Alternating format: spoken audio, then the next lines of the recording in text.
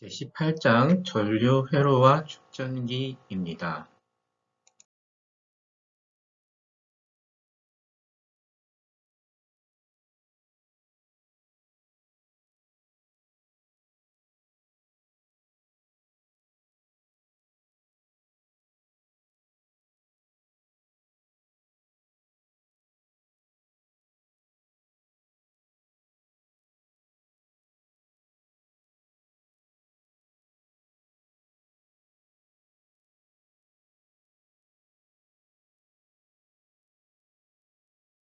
전류 회로에서요, 전류가 흐른다라고 하는 것은 전하가 이동하는 것이고요. 그 전하가 이동하게 해주기 위해서는 전하가 갖는 에너지를 높은 상태로 만들어줄 필요가 있죠. 그러한 장치를 우리는 기전력이라고 합니다. 자, 이 기전력 장치에 대해서 조금 더 자세히 알아보는 시간입니다. 먼저 한번 그림을 보시죠. 그림에 보면 여기 한 여자아이가 어떤 공 같은 것을 들고 있습니다. 이 공은 밑에서 위로 이렇게 들어 올리고 있고 그 공은 수평면을 따라서 이동하다가 다시 떨어집니다. 이 떨어질 때 뭐 여러 가지 일을 할 수 있겠죠. 여기에다가 뭐 바람개비를 이렇게 물레방아 같은 거를 놓는다 하면 그 물레방아를 돌리는 일을 할 것이라고 보여집니다. 자, 그리고 뭐 이쪽에 이렇게 경사도를 쭉 놓으면 얘는 수평 방향으로 계속 이동하겠죠. 이때는 에너지를 사용하지 않죠. 마찰이 없다고 생각하면 같은 속도로 일정하게 유지되면서 이동을 할 겁니다. 여기 있는 여자아이는 그러면 무엇을 하고 있었나요? 네, 일을 합니다.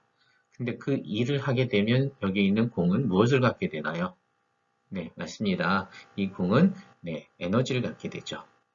그래서 이 사이클에서 공이 계속 지나가면서 일을 하기 위해서는 이 여자아이가 계속 이 공에게 에너지를 불어넣어줘야 되는 거죠. 이런 여자아이와 같은 역할을 하는 것이 바로 전기회로에서는 기전력이라고 부르죠. 그리고 그거에 해당하는 전기 소자는 건전지와 발전기와 같은 것들이 있고요. 뭐 축전기도 그 역할을 하죠.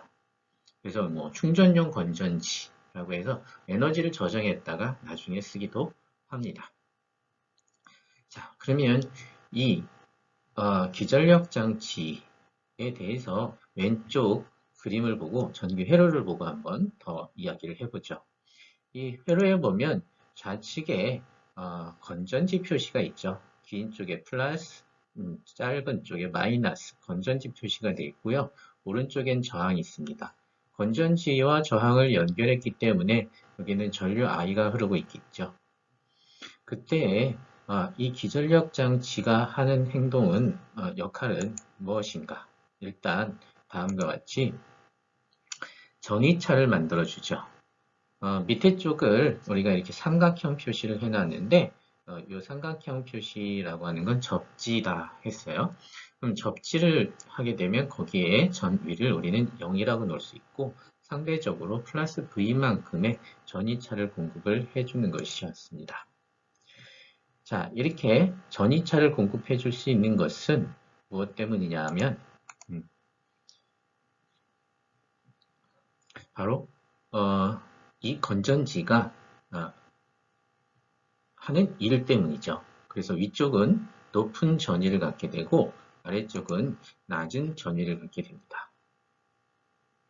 네, 그래서 우리는 위쪽에 있는 높은 전위에 있는 전하들은 아래쪽에 있는 낮은 전위 쪽으로 저항을 통과해서 이동할 수 있게 되는 거죠. 자, 이때의 관계를 갖다가 조금 더 생각을 해 보려고 합니다. 수학적으로 보면 여기에 기전력 장치에서 해준 1의 양을 갖다가 이렇게 dw 나누기 dq라고 이제 썼습니다. dw 나누기 dq. 이거는 순간적으로 단위 전하당 공급해준 1, 그죠? 단위 전하당 1이라고 볼 수 있고, 그것을 우리는 기전력 장치의 표현인 입실론이라는 말로 씁니다. V라고 쓰게 되면은요, 어디에서다 걸리는 전이차하고 구분이 안 되기 때문에 우리가 에너지를 공급하는 기전력은 E라는 표현을 쓰고 있습니다. 자, 그 다음 예, 앞에 영상 슬라이드에서 놓쳤는데요. 이런 표현이 있었어요.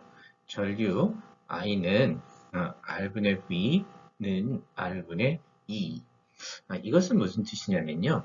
아까 그림하고 똑같은데 기전력 장치에서 우리가 전류를 흐르게 하죠. 전류는 이렇게 시계 방향으로 흐르겠죠. 흐를 때 전류는 어디에서나 그 값이 동일하죠. 하나에 닫혀 있는 회로라고 볼 수 있어요. 여기에서 다른 길은 없기 때문에 그 내부에 존재하는 전하는 이동은 하겠지만 그것이 어디로 사라질 수는 없죠. 그러니까 전류는 어디에서나 단위 면적당 흐르는 양은 일정할 텐데 그때에 우리가 오메 법칙을 R분의 V라고 표현을 했었잖아요. 여기에 V라는 표현으로. 그쵸? 이 V라고 표현하는 것은 보통 어디라고 부르냐면 이 저항의 양단에 걸리는 전이차를 얘기할 때 R분의 V라고 우리는 쓰죠. 저항을 중심으로 볼 때. 그 다음에 R분의 2라고 써도 전류의 양은 같아야 되겠죠. 네, 여기서 공급해주는 전이차를 2라고 본 거니까요. 이렇게 건전지의 기전력 장치의 공급 전압이 몇 볼트냐라고 얘기할 때는 기호를 2를 보통 쓰게 됩니다.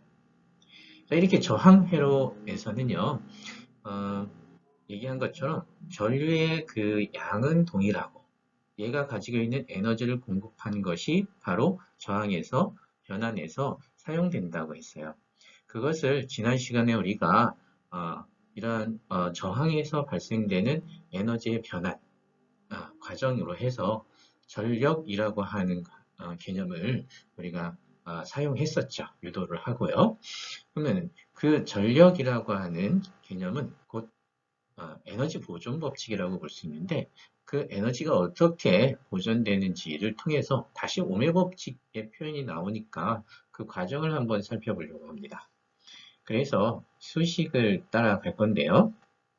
우선 여기 왼쪽에 있는 이 수식은 바로 무엇이냐면 한번 보죠. dw 나누기 dt는 p다. 여기서 dw는 아주 짧은 시간 동안에 1의 변화량이죠. 이 1이라고 하는 것은 누가 한 일을 갖다가 지금 얘기하느냐면 아까 그 여자 꼬마아이가 뭐예요?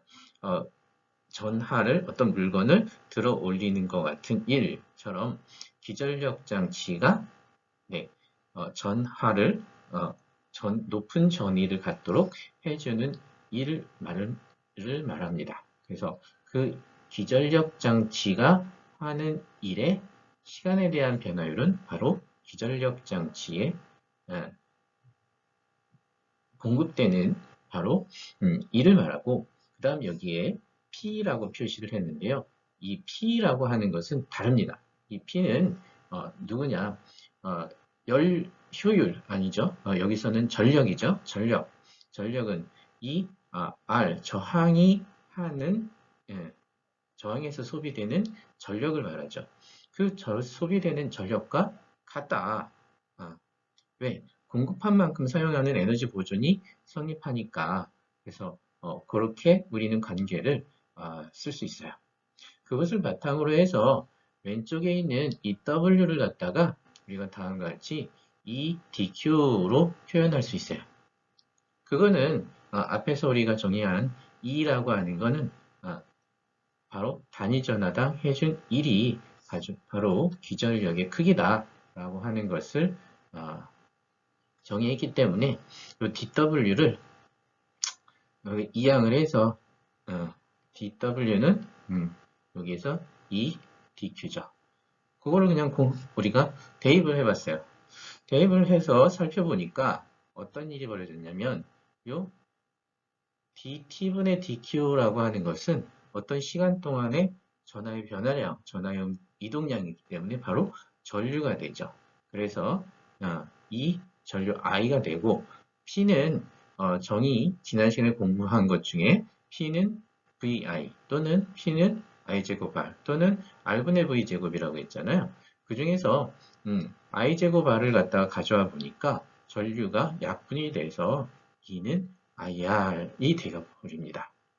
그러면 이것은 또 오배 법칙 아닙니까? 라고 이제 얘기할 수도 있는데 맞아요. 하지만 다른 입장에서 보면 좌변은 어디에서 출발한 겁니까? 네. 자, 다른 색으로 얘기해 볼까요? 좌변은 요 왼쪽에서 출발해서 자, 요 좌변만 남은 거예요. 이 좌변은 무엇을 말하냐면 기전력 장치가 단시간 동안 한 일이에요. 그러면 우변은 뭐를 말합니까? 라고 한다면 우변은 사실은 어디에서부터 그 기원을 가지고 있냐면 P에서부터 가지고 있어요. 근데 이 P는 뭐냐면 저항에서 발생하는 전력이에요. 자, 그러면 E는 IR이라고 하는 것은 바로 공급된 전위와 그다음에 저항에서 발생된 전압 강한데 이것을 다시 말하면 그 기원은 바로 에너지 보존이다 라고 하는 이야기를 할 수 있는 것입니다. 그래서 V는 IR이라고 하는 우리 오메 법칙이 실험적으로만 결정이 된 줄 알았는데 이것을 이렇게 에너지 보존 법칙으로 한번 검토를 해봤어요. 그래서 꼭 유도한 것처럼 보이는 이런 경험을 해보았습니다. 자, 그러면 여기서 한 가지 여러분들한테 해보기를 하나 드리는데요. 회로의 위치에 따른 전류의 그래프로 표현하면 전위를 한번 그 크기를 표현해 봐라 라고 하는데요. 회로의 위치에 따른 이라고 하는 것은 자 여기에 요 부분을 갖다가 접지한 부분이라고 하고 여기를 A, 여기를 B, 여기를 C, D 다시 A로 돌아오는 회로가 있겠죠. 그래서 원점을 A, 다음 B, 그 다음 뭐 간격은 적당히 할게요. 그러면 D 다시 A 이렇게 됐을 때 여기가 E라고 한다면 어떤 위치에 따라 요 전위 값을 표현해 보자 라고 하는 거죠. 처음에 A일 때는 전위가 0이에요. 그런데 조금 오른쪽으로 가죠. 위쪽으로 쭉 올라가다 누구를 지나게 됩니까? 네, 기전력 장치를 지나가게 되고 그 다음 B가 되겠죠. 그러면 여기에서 기전력 장치를 통과하면서 여기에 있는 얘가 가지고 있는 전위가 쭉 올라가게 되겠죠.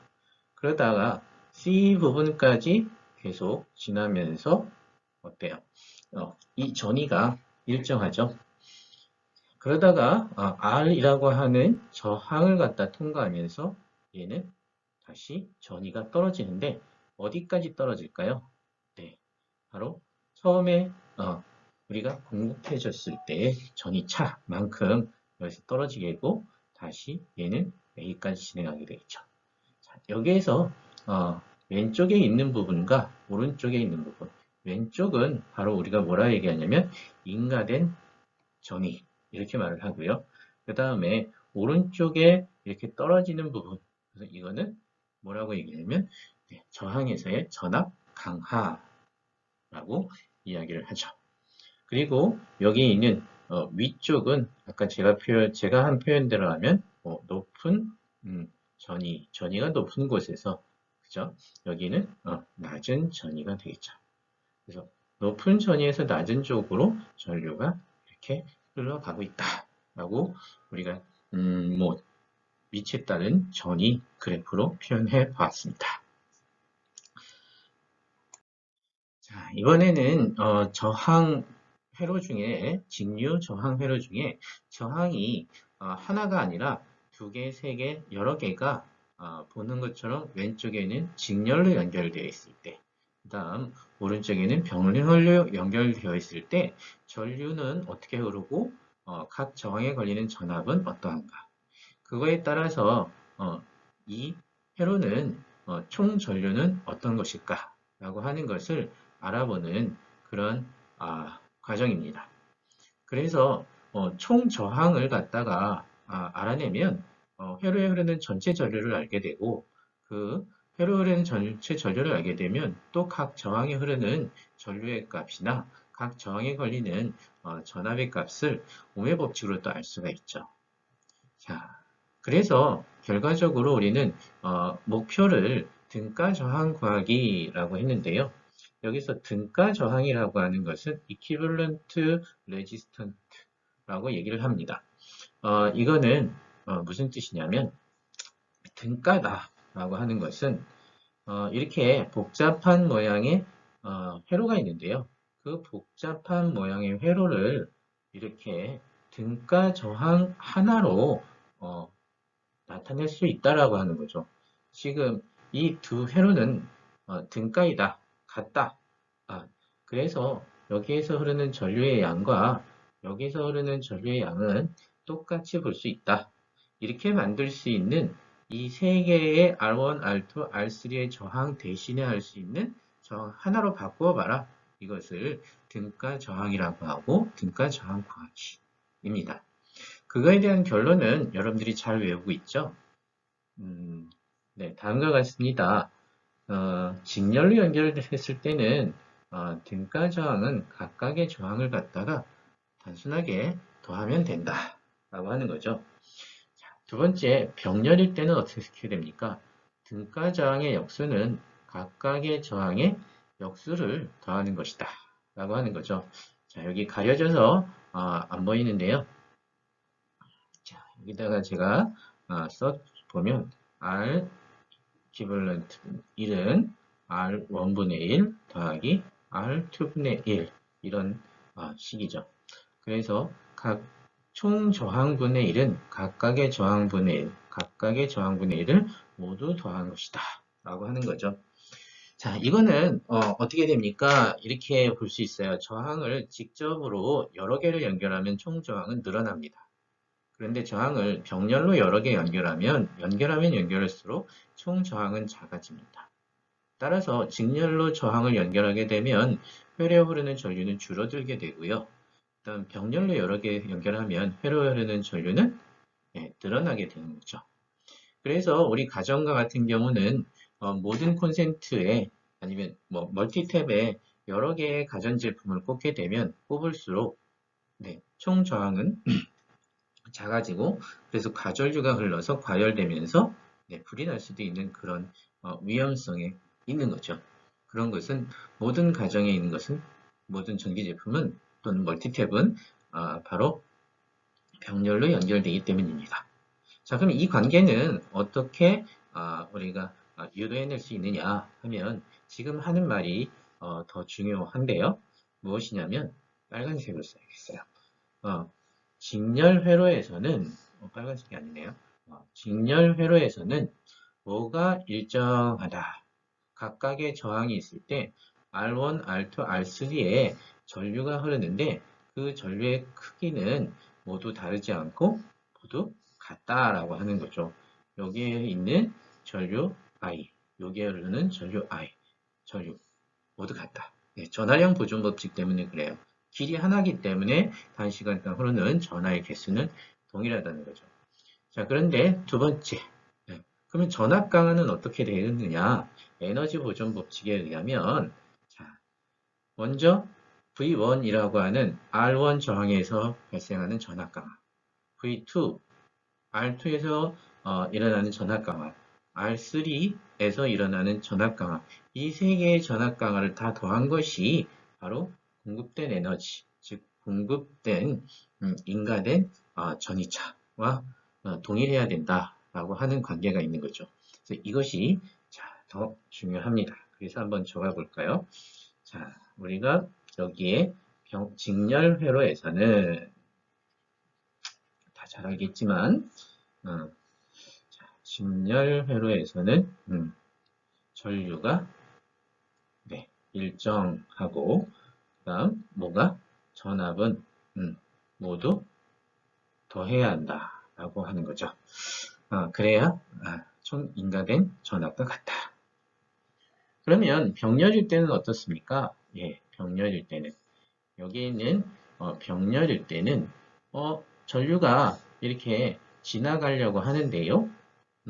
오른쪽으로 전류가 이 기전력 장치에서 출발해서 지나가려고 하는데 길이 이렇게 두 갈래로 나눠집니다. 그러면 전하가 보존돼야 된다면 이 두 전류의 합이 첫 번째 전류와 같을 것입니다. 라는 관계가 생각할 수 있죠. 그 다음 여기에서 전이 차를 갖다가 볼 수 있는데요. 전압 강화를 볼 수 있는데 R1에서 발생하는 전압 강화와 R2에서 발생할 수 있는 전압 강화는 어떨까요? 네, 그 위에 전선에서는 저항이 없다고 간주하면 전압 강화는 없었어요. 그죠? 그런데 여기 B에서도 마찬가지예요. B에서도 요 내려왔을 때 요 내려온 요 두 점의 차이에서는 전압 강화가 없어요. 그러니까 전압 강화는 R1과 R2에서만 일어나는데 그것이 어때요? 동시에 일어나니까 전압 강화는 같아야 할 것이다 라고 볼 수가 있습니다. 다시 말하면 이렇게도 볼 수 있어요. 여기에 저항이 하나 있고요. 너무 두껍네요. 여기에 저항이 하나 있었어요. 그리고 여기에도 저항이 하나 있었어요. 그런데 알고 보니까 이 저항은 따로 있었던 게 아니고 하나의 저항이었어요. 이렇게 커다란 저항이었다 라고 한다면 어때요? 이쪽과 이쪽을 찍어서 전압을 측정하든 이쪽과 이쪽을 찍어서 전압을 측정하든 네, 전압은 동일하죠. 자, 그러면 과정을 한번 쭉 따라가면서 살펴보도록 합시다. 먼저 우리 직렬에서는 다음과 같은 관계식이 성립한다고 했어요. 뭐예요? 전위의 모든 합, 전압 강화의 모든 합은 일정하다. 그리고 이 V라는 것은 오묘 법칙으로 IR이라고 쓸 수 있는데 전류는 모두 동일하니까 I의 R1, I의 R2, I의 R3 합으로 표현할 수 있죠.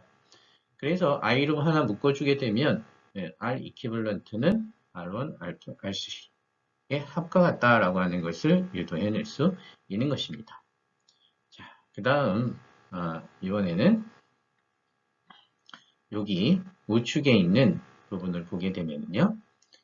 병렬 회로에서는 뭐라고 했냐면 나누어지는데 그 나누어질 때의 전류의 합은 원래 나눠지기 전에 흐르는 총 전류의 값과 같다고 그랬고 오메 법칙에 의해서요. I는 얼분의 V이기 때문에 여기에서 각각의 저항 R1, R2라고 썼고 그 다음에 공급되는 기전력 전이차는 두 개가 동일해서 E라고 썼습니다. 따라서 이 E라고 하는 것을 우리는 총전이니까 전체 이퀴벌런트 저항분의 우리 전이 넣고 이를 다 약분하게 되면 이런 관계식이 되죠. 자, 그러면 우리가 지금까지 직류 정류 회로에서 기전력과 저항에 연결된 회로에서 오메 법칙은 바로 전기 에너지 보존 법칙으로 우리가 유도를 해낼 수 있다라고 하는 것 한 가지와 각각의 역할, 전위를 만들어주고 전압 강화 일어나는 것.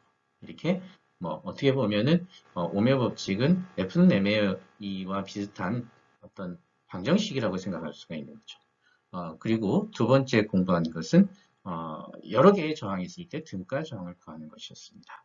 자, 그러면 우리 예제 한번 풀어보고 다음 단원을 공부하도록 하겠습니다. 자, 등가 저항의 계산인데요. 자, 이러한 복잡하죠? 네, 저항이 여러 개, 하나, 둘, 셋, 넷, 다섯 개가 있으니까 복잡해요. 근데 한 가지 좀 다행인 것은 건전지는 하나밖에 없어요. 아니죠? 진열로 연결된 두 개, 하나로 볼 수 있잖아요. 자, 이랬을 때 각 저항에 흐르는 전류를 구하여라 라고 하는 게 교과서의 예제로 나와 있어요. 각 저항에 흐르는 전류. 자, 이것을 우리는 등가 저항을 만들어가면서 각각 전체 전류를 총 전류를 구하고 나면 각각의 흐르는 전류를 구할 수 있기 때문에 한번 등가 저항을 만들어서 확인해 보려고 합니다. 우선 이쪽으로 전류가 흐르는데요. 전류 I가 되겠고 이쪽으로 전류가 흘러 들어오는데요. 이때도 전하량은 일정하니까 I가 될 거예요. 하지만 여기에서는 둘로 쪼개지죠. 그러면 나누어질 거겠죠. 그러면 여기서는 R1이 있으니까 여기는 I1이라고 하고 여기는 R2가 있으니까 여기는 I2라고 하고 여기는 I3, 4가 두 개가 있는데 여기 5에서 합쳐지니까 여기는 그냥 I5라고 하도록 하겠습니다. 여기는 I5. 그러면 3와 4도 구할 수 있는 건데 이거를 갖다가 등가 저항을 활용한다면 첫 번째 다음과 같이 좀 단순화시킬 수 있을 것 같아요. 회로를 한번 보면 여기에서 저항이 하나가 있고 밑으로 내려오는 저항이 하나가 있고 그 다음에 여기에 저항을 하나로만 보는 겁니다. 이걸 뭐라고 할까요? 3, 4, 5로 하지 말고 이거는 A라고 할까요? 그래서 이거를 하나의 A의 시스템인데 이 시스템은 요 3와 4가 같이 모여 있는 것이다 라고 보는 거죠. 그 다음에 요거를 갖다가 여기에는 R5라고 볼 수가 있어요. 자, 이렇게 된 것이죠. 그런데 이거를 갖다가 조금 더 우리가 등가 저항을 이용하게 되면 얘는 어떻게 단순화시킬 수 있냐면 이렇게 해놓고 다시 여기에 있는 두 개를 더하면 되죠. 두 개를 더하게 된다면 여기에 하나가 있고 그 다음에 또 여기에는 또 하나가 있는데 여기는 자 여기를 전체를 또 시스템이라고 해서 이거는 누구랑 누구랑 합쳐진 거냐면 RA와 R5가 합친 것을 RB라고 할게요. 그렇게 돼서 얘는 이런 회로로 바뀌게 되겠죠. 자, 그런데 이것은 또 어떻게 바뀌겠어요? 또 바꾸게 되면 얘는 네, 이제 여러분들 어떻게 할지 예상이 되죠? 얘네들을 하나로 묶는 거죠. 또 하나로 묶어서 이 전체를 하나로 묶는데 이것은 여기에 있는 R3 얘가 R2인가요? 네, R2 R2를 와 R 여기에 있는 B를 갖다가 합쳐서 RC라고 볼 수 있고 자 그리고 마지막으로는 얘가 이제 하나가 되겠죠. 네, 하나의 등가 저항으로 만들 수 있습니다. 라고 하는 거죠. 이를 R equivalent 이렇게 볼 수 있겠어요. 이 E는 변화가 없겠죠. 그러면 각각의 RA, RB, RC를 한번 구해볼까요? 여기에서 RA라고 하는 것은 이 두 R3와 R4를 갖다가 병렬로 연결한 거잖아요. 그래서 계산식은 병렬이기 때문에 6분의 1 더하기 2분의 1의 역수가 되겠죠. RA분의 1이요.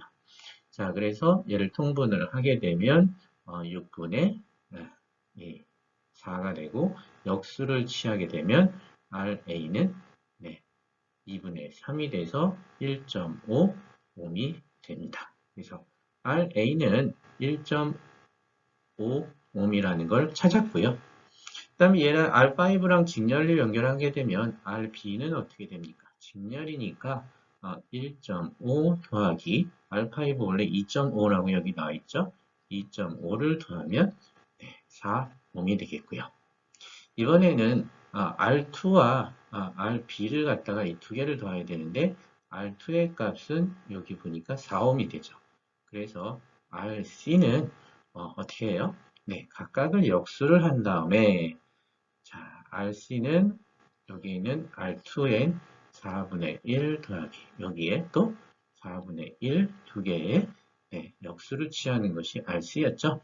그래서 얘는 2분의 1이니까 2옴이 될 겁니다. 그래서 RC는 2옴이 되겠고요. 그 다음에 여기 마지막으로 오게 되면 요 R1 6옴짜리와 더하는 거죠. 그래서 R 이퀴벌런트는 8옴이 될 겁니다. 따라서 자, 얘는 24V니까 전체 전류 I는 R분의 V 8분의 24 그래서 3A가 흐르게 됩니다. 네, 여기 3A로 답을 적어놨네요. 자, 그러면 3A가 전류가 흐른다라고 하면 따라서 이거에서 R1은 흐르는 전류 I1이죠. R1에 흐르는 전류 I1은 3A가 되고 요 R2에 흐르는 전류 I2는 몇 암페어가 될까요? 라고 하는 걸 찾아야 되겠죠. 그러면 이건 어디서 찾을 수 있어요? 음, 네, R2와 그 다음에 여기 오른쪽으로 가서 RB에 흐르는 전류로 볼 수가 있죠. 자, 다시 볼까요? 여기에 요렇게 그 다음에 요렇게 흐르는 것은 회로가 어디냐면 여기잖아요. R2와 그 다음에 RB. 근데 R2는 지금 몇 옴이라고 했냐면 네, 여기는 4옴이라고 했고 여기는 또 전체가 RP도 4옴이네요. 그럼 양쪽으로 4옴, 4옴 같으니까 네, 저항이 같아요. 그러면 전류는 같은 만큼 흐르겠죠? 그래서 3옴을 나눠서 가져야 되니까 자연식으로 해볼까요? 여기는 3암페어를 나눠서 가야 되니까 어때요? 음, 맞나요? 제가 뭔가 좀 실수를 한 것 같기도 하는데 어, 어디서 좀 잘못한 거는 없나요? 뭔가 이상한데? 안 이상한가요? 네, 좋습니다. 음, 그러면 여기는 3옴을 가져가니까 1.5A, 그 다음에 얘는 1.5A가 되겠죠. 어, 자, 그럼 1.5A가 나왔을 때 이쪽으로 또 색깔을 달리 할까요? 여러분 헷갈리죠? 자, 여기를 갖다가 1.5A가 흐른 것을 둘로 나눠가죠. 둘도 나눠가는데 R3와 R4의 전류의 비가 어때요? 3대, 저항의 비가 3대 1이죠. 그러면 전류는 1대 3으로 흐르게 됩니다. 라고 할 수 있죠. 그래서 R3와 R4에 흐르는 전류도 구할 수 있게 되는 겁니다. 자, 너무 복잡해서 맨 마지막은 계산을 생략을 했는데, 자, 패턴을 보면 우리가 약간씩 단순화시킬 때 우리가 쉬운 것부터, 제일 작은 것부터 해서 우리가 개를 갖다 회로를 하나로 만드는 이퀴벌런트 RA, RB, 뭐 RC 이렇게 순서대로 만들어가면서 전체 전류를 구해봤습니다. 다양한 문제들이 있어요. 요거와 관련된 다양한 문제들이 많이 있는데, 뭐, 많이는 아니고, 숙제로 한 문제만 연습 문제 있는 것을 드릴 테니까 한번 풀어보시기 바랍니다. 이번에는 키르히호프의 법칙이라고 하는 겁니다. 방금 전에 제가 다양한 회로의 모양이 있다고 했는데, 그 회로의 모양들 중에서도 굉장히 복잡한 것들이 있어요. 여기 살짝 복잡한 거를 가져왔는데 한번 보시죠. 어떻게 돼 있냐면 여기에 자세히 보면 조금 특이한 게 있어요. 뭐가 특이하냐? 여기에 건전지가 하나 있어요. 기전력. 근데 여기에도 기전력 장치가 있어요. 그 다음에 저항은요. 여기에 하나, 둘, 세 개가 있어요. 그러면 전류가 어떻게 흐를까요?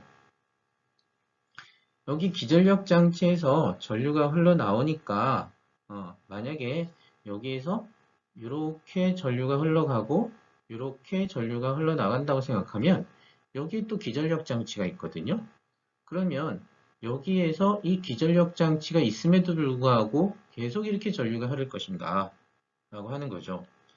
자, 그런데 그것은 기전력 장치가 누가 더 얼마나 크냐 아니면 여기서 어, 뭐 회로가 아니면 저항이 어떻게 연결되어 있느냐에 따라서 다양하게 우리가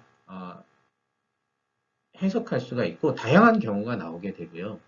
이것은 단순하게 이럴 것이다 라고 예상하기 힘들 때도 많아요.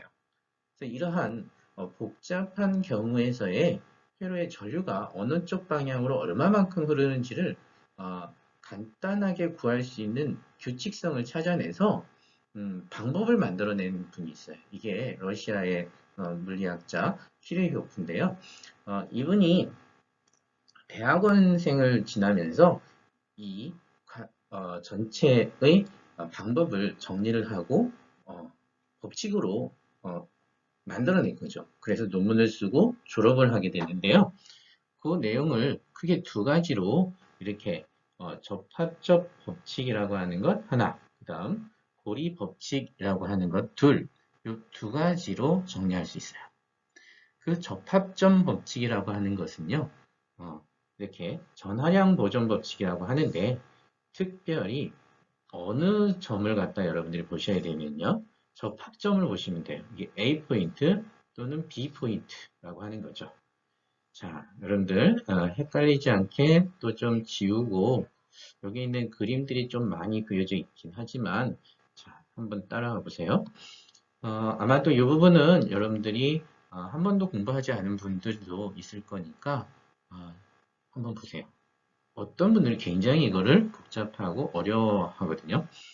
자, 그러면 자, 여기 A라고 하는 부분이 접합점이고 B라고 하는 부분은 접합점이지 다른 데는 접합점이 없어요.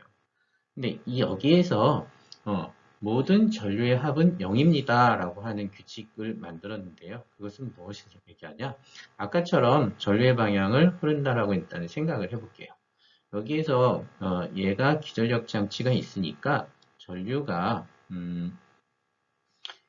여기서 나와서 이렇게 자, 흘러간다 라고 했을 때 여기 2가 있으니까 2가 있고 I2 이쪽으로 흐르는 전류를 갖다가 I2라고 할게요. 그럼 위쪽에는 I1이 있고 아래쪽에는 I3가 있어요. 만약에 이쪽으로 내려가면 이쪽을 I3, 이쪽으로 올라가면 이쪽도 I3 이렇게 아니죠. 여기는 I1이죠. 그러면 여기는 이름을 I1 이렇게 만들어요. 그러면 들어가고 나가고가 있기 때문에 다음과 같이 쓸 수 있어요. I1 더하기 I2 더하기 I3는 0이다. 이건 말이 좀 안 되죠. 각각의 값을 다 더했을 때 0이 될 때 전류가 다 어떤 흐름이 있는 건데 0이 될 수는 없잖아요. 그러니까 0이 되게 하려면 부호를 우리가 생각을 해줘야 돼요. 이 I1, I2, I3를 절대값의 크기라고 본다면 들어온 것은 나가는 것과 같습니다. 그래서 들어오는 것을 갖다가 플러스라고 하고 나가는 것을 마이너스라고 합니다. 그래서 여기에 마이너스 이렇게 보는 거죠. 이렇게 해서 이 합은 항상 0이 됩니다. 그런데 제가 말하다가 발견했는데 여기에는요 이미 그려져 있는 전류의 방향이 있네요. 이 책을 쓰신 분들이 여기에 전류의 방향을 갖다가 얘를 I1 즉 왜 형광펜을 볼까요? 얘를 I1 얘를 I3 얘를 I2라고 했으니까 자 전류의 방향을 갖다가 다시 한번 그려보면 자, 얘는 전류가 이쪽으로 얘는 전류가 이쪽으로 얘는 전류가 이쪽으로 흐른다고 가정을 이미 해놨습니다. 아마도 여기에 기전력 장치가 있으니까 여기서 나오고 여기서도 기전력 장치가 있으니까 이렇게 나오고 그것이 합쳐져서 밑으로 가겠구나 라고 가정을 한 거죠. 근데 그건 가정일 뿐이에요.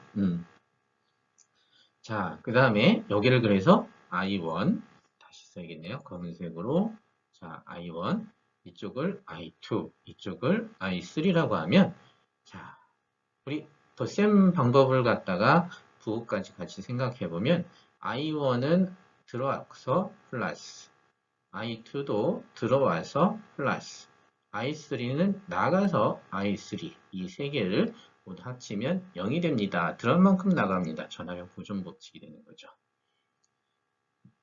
자, 두 번째 이번엔 고리 법칙이라는 걸 말씀드리도록 하겠습니다.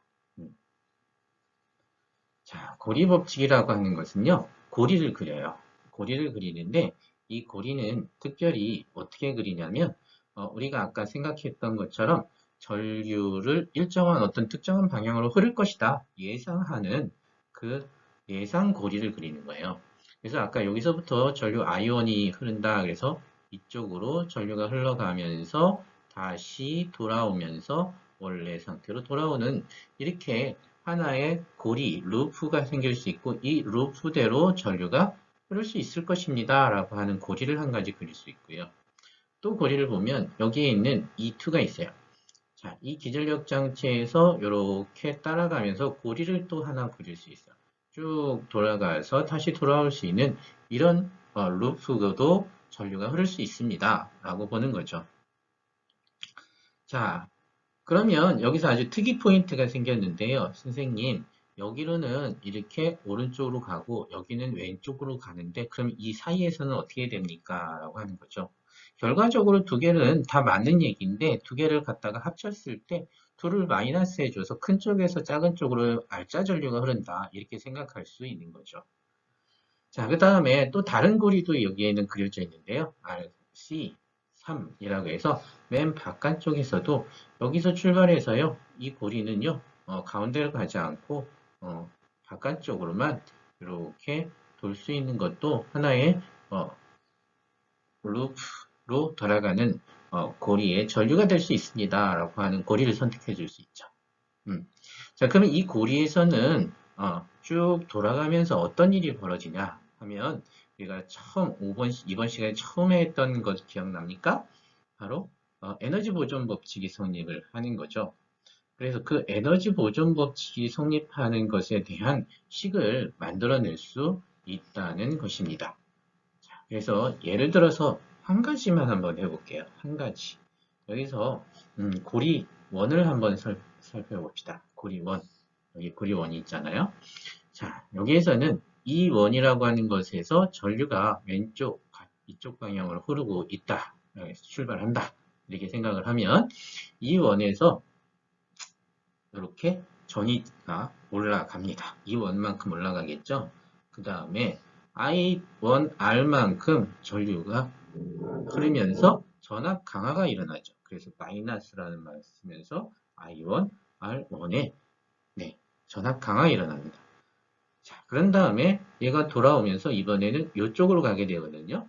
그럼 E2인데 이것은 어때요? 전위가 반대 방향이죠. 전위가 떨어지는 거예요. 원래 전위차는 여기가 크고 여기가 낮잖아요. 그래서 반대 방향으로 가기 때문에 여기서도 E2만큼 전위가 어쩔 수 없이 낮아집니다. 라고 얘기를 하고 그 다음에 여기에서는 자, 처음에 우리가 가정했을 때 전류의 방향을 왼쪽이라고 가정을 했어요. 여기요. 보이도록 지우고 이렇게 했죠. 처음에 이쪽으로 전류가 왼쪽이라고 가정했지만 이번에는 또 고리가 어때요?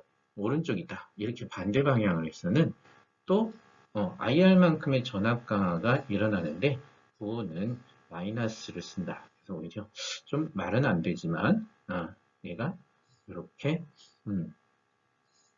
전위가 올라간다 라고 생각할 수가 있고요. 이 전체를 합치게 되면 0이다 라고 하는 것입니다. 이번에는 조금 어려웠었나요? 네, 조금 어려울 수 있었던 것 같아요. 어떨 때는 저항을 통과하면서 마이너스를 붙이고 어떨 때는 저항을 통과하면서 플러스를 붙이기도 하고 또 어떨 때는 기절력 장치를 통과하면서 플러스라고 어떨 때는 또 마이너스라고 하니까 좀 헷갈리죠. 자, 그것을 정리해서 이렇게 부규칙으로 표현을 할 수 있는데요. 한번 클릭해서 여러분들은 보여드릴게요. 첫 번째, 전류라고 하는 것은 접합점으로 들어올 때는 플러스로 한다. 이거는 접합점 법칙에서 사용했던 거죠. 두 번째, 기전력 장치는 양극에서 나와서 음극으로 들어갈 때를 플러스로 한다. 그림으로 표현해주면 이렇게 기전력 장치가 있잖아요. 이렇게 있는데 여기에 저항이 있다. 전류를 이렇게 잡았어요. 이렇게 흐를 거라고 예상을 했어요. 그러면 여기는 플러스 2가 된다는 얘기예요. 근데 가다 보니까 여기에 또 이렇게 기전력 장치가 있어요. 기전력 장치가 있는데 여기에서는 우리가 전류가 이렇게 시계 방향으로 흐른다고 했으니까 여기는 이렇게 흐른다고 해야만 되거든요. 그렇게 되면 여기에서의 기전력은 어떻게 되냐? 이때는 마이너스가 된다는 거죠. 전류가 플러스에서 마이너스 쪽으로 이동을 해줘요. 플러스에서 나와서 마이너스로 가는 게 아니라 플러스에서 마이너스로 다이렉트로 가버려서 거꾸로 가기 때문에 이럴 때는 부호를 마이너스로 하는 것입니다. 그래서 여기는 마이너스 2가 되고, 그래서 여기는 저항 R이 되는데, 처음에 여기는 전류가 이렇게 흐른다고 했으니까 얘는 단순하게 마이너스라고 써주면 돼요. 자, 그럼 이건 어떻게 되냐? 이 경우에서는 키르요프의 고리 법칙을 적용하면 얘를 원이라고 합시다. 이 원 마이너스 IR 그 다음 마이너스 E2는 0 이렇게 되는 거죠. 그래서 이거를 E1 마이너스 E2를 먼저 쓰고 마이너스 IR2, IR은 0 이렇게 써버리면요. 어떤 의미인지 이해할 수 있어요. 신기한 게 요거를 하나로 묶어준다는 거죠. 다시 말하면 이런 거예요. 이렇게 해놓고 이렇게 해놓으면 얘가 직렬로 만약에 얘가 1.5V 얘가 1.5V면 요 위에서의 전이차가 3V가 되는데 만약에 얘를 갖다가요 이제 거꾸로 해놨다는 얘기잖아요. 얘를 갖다가 여기에서 이거를 이렇게 해놨어요. 이렇게 했는데 얘가 1V다, 1.0V다 라고 한다면 여기와 요 양단 끝단 사이에 전이차 이렇게 통과하면서 전이차는 몇 볼트다? 네, 1.5에서 1을 빼는 0.5V다 라고 하는 그런 뜻이 된다는 거죠. 그럴듯하죠? 자, 그 다음에 저항을 지나갈 때 IR이라고 하는 전압 강화의 부호 규칙은 어떻게 되느냐? 바로 네, 원래 고리에서 정한 전류 방향과 같을 때는 플러스 아니죠? 제가 실수했네요. 큰일 날 뻔했네요. 원래 고리에서와 같을 때는 마이너스예요. 마이너스. 그리고 원래 고리와 반대일 때는 플러스가 되죠. 자, 그래서 아까 C1이라고 하는 고리를 갖다가 우리가 잡았을 때 다시 한번 보면요. 여기에 마이너스 I1, R1이라고 하는 것은 원래 전류가 I1 흐른다고 했고 그때 이렇게 같은 방향으로 가고요. 근데 여기서는 어때요? I2라고 하는 건 왼쪽으로 흐를 것이다 라고 먼저 잡아놓고 고리를 그렸는데 고리의 방향과 I2의 방향이 반대잖아요. 그럴 때는 네, 플러스 이렇게 한다 라고 하는 거죠. 근데 여러분들 이거는 우리가 처음에 전류의 방향을 예상할 때 처음에 좀 잘못 잡았을 수도 있어요. 그렇게 됐을 때 결국 구해봤더니 전류가 마이너스 값이 나온다. 그러면 그건 우리가 처음에 예상을 잘못한 거죠. 반대 방향으로 전류가 흐른다는 얘기예요. 그래서 잘만 처음에 잡으면 우리가 이런 좀 어려운 플러스 마이너스 부를 갖다가 조금 더 쉽게 생각할 수는 있습니다. 그거는 뭐 어쩔 수 없죠. 물리라는 게 다양한 문제를 많이 풀어보면서 익숙해지는 그러면서 실력이 향상되는 것도 있으니까 이 키리요프 법칙에 관련된 문제는 자, 예제를 지금 한번 풀어보고 또 과제를 하나 드리도록 하겠습니다. 자, 교과서에 있는 예제인데요. 예제를 같이 한번 연습 삼아서 풀어보도록 하겠습니다. 자, 문제는 뭐냐면 그림의 회로에서 각 저항에 흐르는 전류를 구하시오 라고 하는 겁니다. 자, 제일 먼저 해야 될 게 뭐예요? 예상하기인데요. 전류가 어느 쪽으로 어떻게 흐를 것인가 라고 하는 것을 예상하는 것입니다. 여기에는 벌써 예상해서 표현이 되어 있는데요. 저 같으면 이렇게 예상을 안 한다고 생각을 할 수도 있지만 뭐 교과서에 이렇게 예상이 되어 있기 때문에 같이 해보겠습니다. 아마 교과서는 이렇게 여기에 바로 두 개의 기전력 장치가 같은 방향을 향하고 있지만 저 같으면 그래서 그거에 의해서 전류가 아마 여기에서 이렇게 가고 이렇게 가고 이렇게 갈 거라고 예상을 하겠지만 여기서는 좀 일부러 여러분들 뭐 마이너스 부호 플러스 부호에 반대로 나오는 걸 보여주기 위해서 아마 그림처럼 만들어 놓은 것 아닐까라는 생각을 하는데, 그래서 자, 요것대로 예상이 되었습니다 라고 같이 따라가 봅시다. 그래서 I3가 이쪽으로 흐를 것입니다.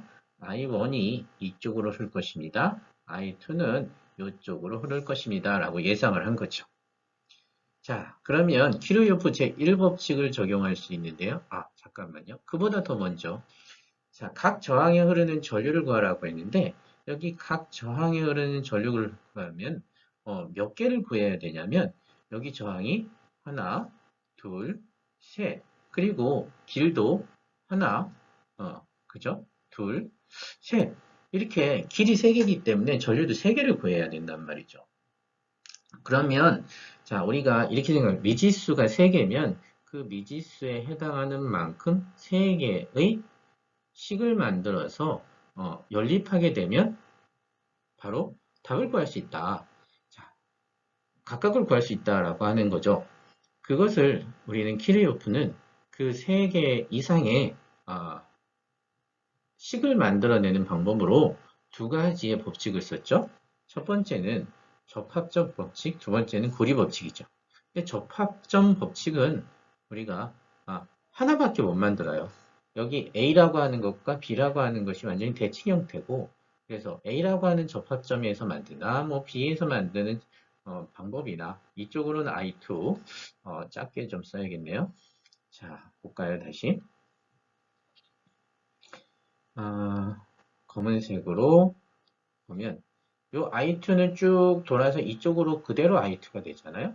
I3는 이쪽으로 와서 그대로 I3가 되고, I1이라고 나간 거는 이쪽에서 나가는 게 I1이잖아요. 쭉 가게 되면.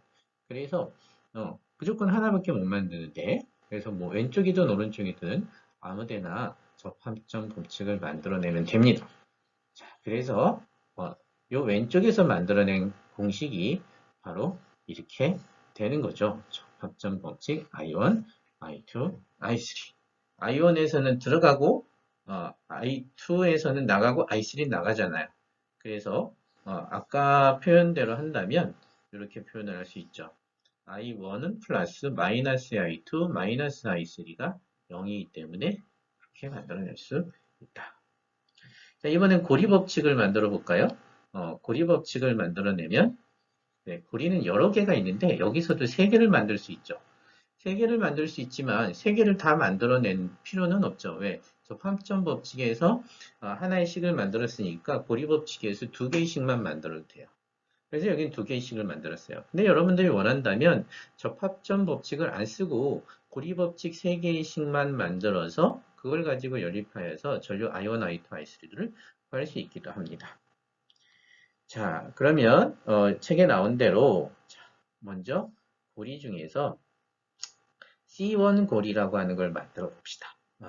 C1 고리라고 하는 건 어디일까요? 요 위쪽, 아래쪽 중에 하나일 텐데 보면 이 입실론 2라고 하는 게 있잖아요. 입실론 2라고 하는 걸 있는 걸 보니까 입실론 2에서부터 시작해서 자, 아마도 자, 이렇게 될 것이다. 볼 수 있어요.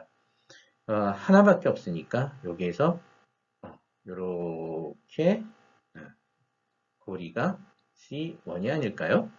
맞는지 한번 살펴봅시다. C1에서 나가면서 자, 처음에 E2 하나가 있고 그 다음에 R2 하나가 있고 R3가 있는데 자, 여기 I2라고 하는 우리가 미리 생각했던 전류의 방향하고 그 다음 여기 이 고리의 방향하고 전류가 같은데 R2를 지나게 되기 때문에 R2에서는 전압강하 일어날 때 마이너스로 전압강하를 표시한다 라고 하는 것이 맞죠. 두 번째, 요 R3를 지날 때는 요 I3라고 하는 것이 어때요? 전류가 I3는 오른쪽으로 I3가 흐르고 있는데 그렇게 가정했는데 고리는 반대로 했기 때문에 거기는 부호를 어떻게 쓴다? 네, IR을 쓸 때 부호를 플러스로 쓴다. 그래서 여기는 플러스 I3, R3라고 했고 그 다음 기전력 장치는 어때요? 기전력 장치는 지금 E2를 갖다 지나는데 고리가 마이너스에서 플러스 즉 플러스에서 나와서 한 바퀴 돌아서 마이너스로 돌아가기 때문에 네, 플러스가 공급되는 것이다. 라고 해서 여기에다가 플러스 제대로 우리가 식을 만들어 줬습니다. 자, 마찬가지로 고리 2는 어디에서 만들어내는 걸까요? 네, 이 밑에서 만들었겠죠. 이 밑에서 만들어진데 여기에서 고리의 전류의 방향은 어떻게 그려져 있을까요?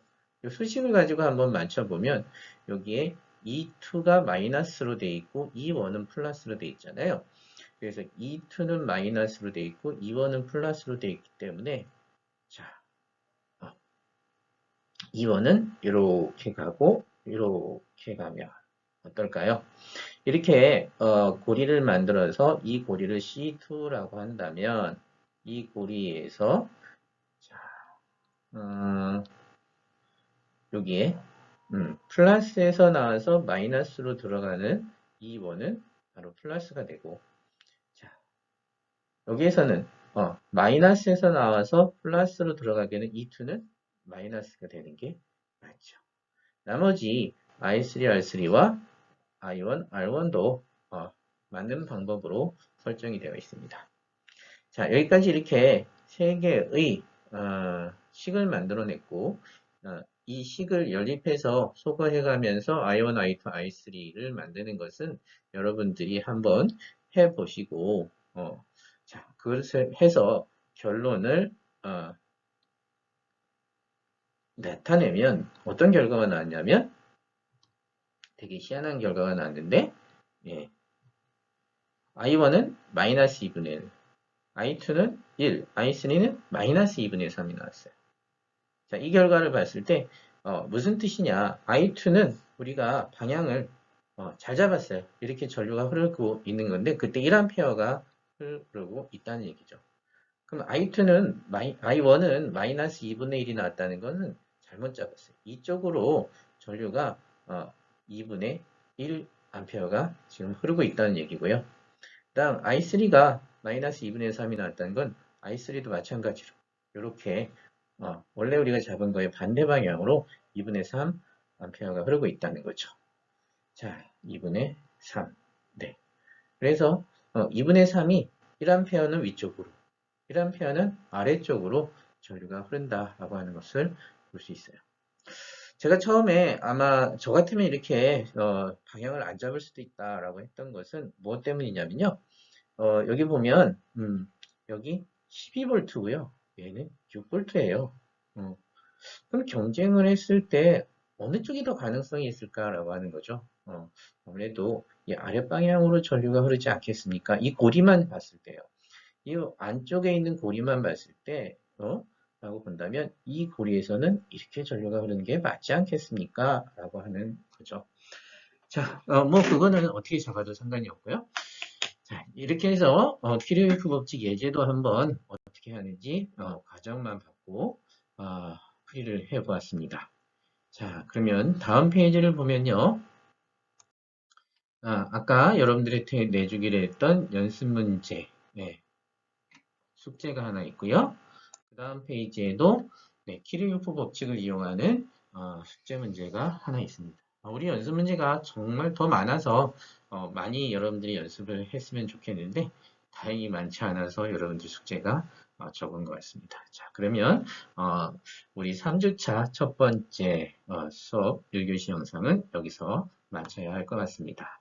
다음 시간에 축전기라는 주제를 가지고 한번 다시 만나도록 하겠습니다. 네, 수고하셨습니다.